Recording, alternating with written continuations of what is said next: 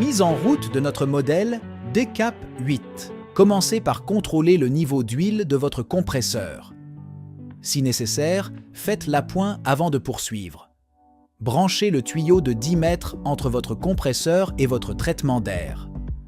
Puis, le tuyau de 2 mètres entre le traitement d'air et votre aérogommeuse. Une fois les branchements effectués, il est temps d'allumer votre compresseur. Pour l'entretien de votre compresseur, merci de vous référer au plan de maintenance et de respecter les entretiens préconisés. Le port d'équipements de protection individuelle est indispensable lorsque vous utilisez une aérogommeuse. Nous vous préconisons un masque de type 3M pour les chantiers occasionnels et les casques Z-Link ou Casco, adaptés à l'aérogommage plus intensif. Nous préconisons les casques à ventilation assistée. Le port de gants est indispensable et une combinaison complète est conseillée. Nous recommandons également de vous équiper de protections auditives.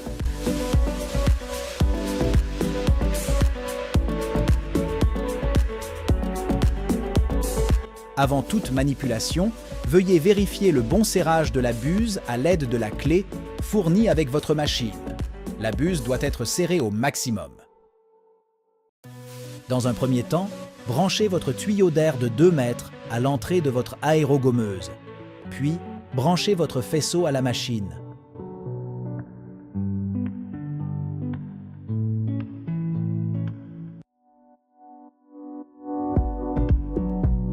Ensuite, allumez votre compresseur. Vous voyez alors votre manomètre monter en pression.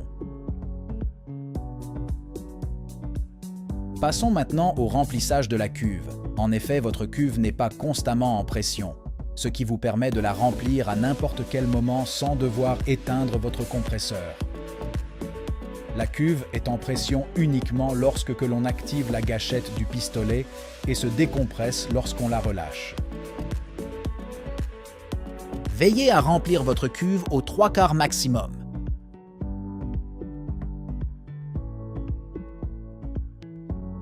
Une fois votre cuve remplie, nous pouvons commencer les réglages. Dans un premier temps, le réglage de la pression d'air.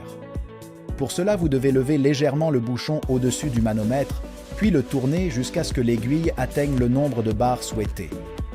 Le second réglage à effectuer est celui du débit de l'abrasif, qui s'effectue à l'aide de la molette en bas de votre aérogommeuse.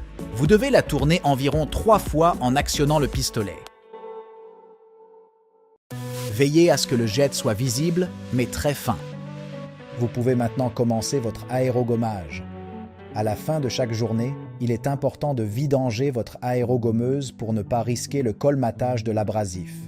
Ouvrez le bouchon pour que l'abrasif s'écoule. Remettez le bac en dessous, puis actionnez le pistolet pour vider correctement le tuyau et la cuve.